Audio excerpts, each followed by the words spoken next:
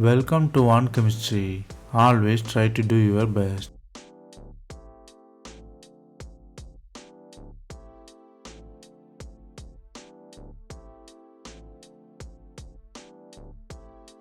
Now, let us see about 100 concepts in organic chemistry. We are seeing it as episode. I am happy to say this is the episode number 50. We solved around 250 problems so far. I encourage you to go and see. Here, we solve 5 problems step by step. Stay tuned.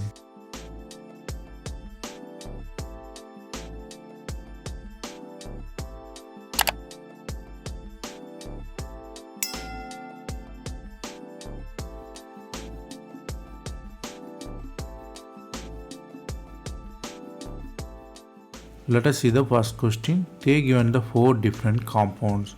The first one is dihydroxybenzene, second one is 4 number ring with one side ketone and another side alcohol, third one is a kind of heterocyclic with many alcohols and ketone and amides. The fourth one contains ester group and 4 different hydroxy groups. They are asking which compound gives CO2 with sodium bicarbonate base. The choices could be anything. You have to identify what is the factor involved behind this elimination. So from the 4 structure and question of CO2 elimination, you might realize the question is really about structure versus CO2 elimination. The answer is B. Let us see how. Here you have to know the concept first. CO2 elimination not decided by number of oxygen in the groups, mostly not hydroxy groups. But CO2 elimination is decided by continuous COO bond, then only it will be eliminated as CO2. It's a kind of ester bond, you should know. It should be eliminated as COO. Here in first structure don't have COO architecture. Second one I highlighted in the red one. CO and O are continuously placed in 2 times, so it will be a better leaving group. So the structure will be better for leaving as CO2. And third one doesn't have any such continuous CO2. The fourth one is the ester one, it's a cyclic lactone. You have continuous COO. So it will also eliminate CO2 on heating. So if you look at it, the answer will be 2 and 4. So the answer is clearly B there.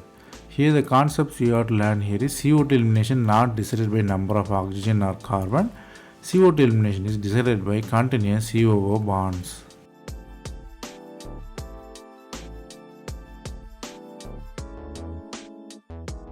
Then let us look at the next question. They given the 4 different structure.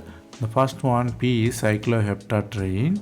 The Q1 is with ketone, R1 is with anion, and the S1 with cyclopentadiene with anion. Here they are asking which compound is aromatic. So you have to know the rules of aromaticity and Huckel rule, and you have to find whether PQRS is aromatic or not. So from the 4 structure and possible aromaticity, you might realize the question is really about charges versus aromaticity. The answer is D. Let us see how.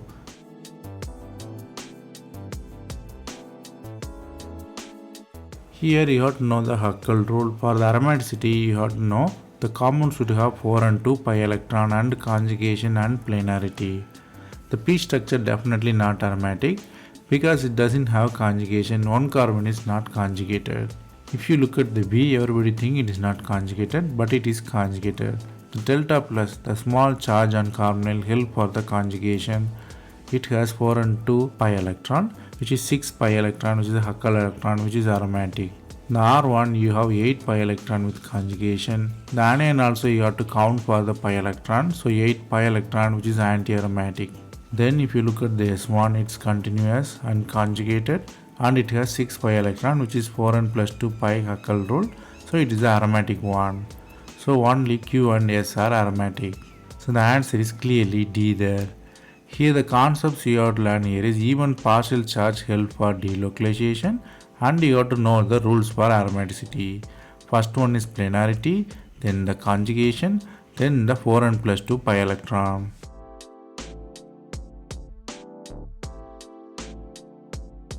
Then let us look at the next question. You have 3 different structures with different hydrogen containing atom. The first one is P, pentane attached with 2 phenyl ring and 1 hydrogen on the pentane ring. The Q1 is same but 1 phenyl attached extra And the R1 is you have tertiary carbon attached with 3 phenyl groups. They are asking order of acidity. You have to find which is higher acidity and which one is lower acidity. From the three structure only differ in the pentane architecture, you have to find the order of acidity. So the question is really about delocalization versus acidity. The answer is B. Let us see how. Here acidity defined by the conjugate base stability. Let us analyze the conjugate base there. After removal of hydrogen, you have anion there. You have to guess the stability of anion. Let us look at the R structure first. R structure, you have the anion and the anion can be stabilized by 3 phenyl ring. The same with Q, the anion is formed, it can be stabilized by 3 phenyl ring. But the difference between R and Q is rigidity.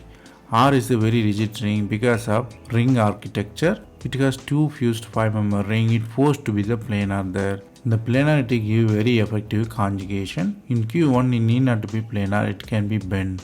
So the electron cannot delocalize effectively. So R is higher, Q will come next. The P1 is interesting, it doesn't have any group to promote or destabilize. The P1 is kind of neutral, it will become last. So it will be considered as weakly acidic, it don't lose the H plus easily. So R will lose very easily, Q will come next, then the P. So the answer will be clearly B there. Here the concepts you have to learn here is planarity provide effective delocalization and more phenyl group give more the stabilization.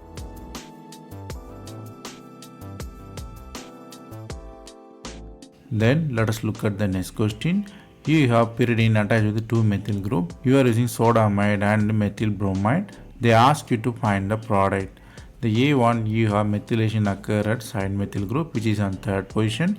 B1 the methylation occur at 2nd methyl group 2nd position. And C1 you have methylation occur at the 6th position. D1 just a mere formation of salt there. So from the question and the reagent and possible 4 answers, you might realize the question is really about regioselective addition of methyl group in the ring. The answer is B. Let us see how.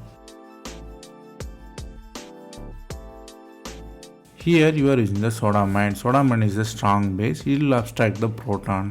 There are the 5 different kind of proton. 1, 2, 3, 4, 5. 3, 4, 5 proton will be difficult to observe because it is attached with sp2 carbon. So it will not break easily. Our only choice is 1 and 2. If you look at 1 and 2, 1 has extra stability. Once you remove the proton, you will have anion, which is the first step. The anion can be stabilized by electronegative nitrogen. The nitrogen is electronegative, so it holds the anion very nicely. So it will be a stable structure. Then you attack with methyl cation, you have the side methyl group.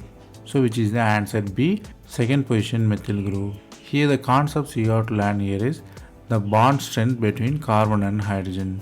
sp2 carbon hydrogen will be very stronger, difficult to break it up because of sp2 hybridization.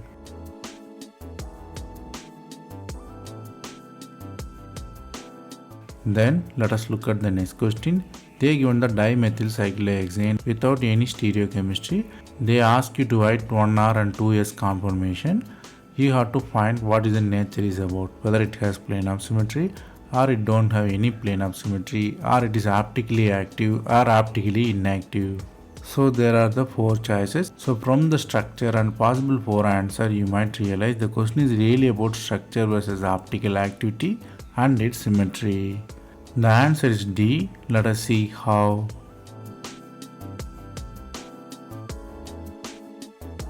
The compound is optically inactive, but the reason is different. Let us write first R and S configuration. The R1 means you have to write methyl group above the position in the first carbon, so obviously it will come as 1R. Second one also you have to write above the plane, it will come as 2S. By looking at the methyl group, you might think it's a plane of symmetry, so it will be optically inactive. But really it is not the case, because if you look at the real chair form, there is no plane of symmetry. Everybody commit mistake of plane of symmetry, but it is not the plane of symmetry. Here ring can flip, both will come axial and equatorial. Here you have to maintain the cis relationship, so one will be axial, one will be equatorial, that's why you don't have plane of symmetry. But how it will be optically inactive. At room temperature, ring flip will be very rapid and quick, so you cannot differentiate both structure. So both will be exist in the equilibrium, almost will be like enantiomer. One is opposite to each other. One is opposite to each other, so you don't have any optical activity. One optical activity compensated by another optical activity. So one optical rotation opposed by other optical rotation. So the answer is clearly D there. Here the concept we have to learn here is even without plane of symmetry, the compound can be optically inactive.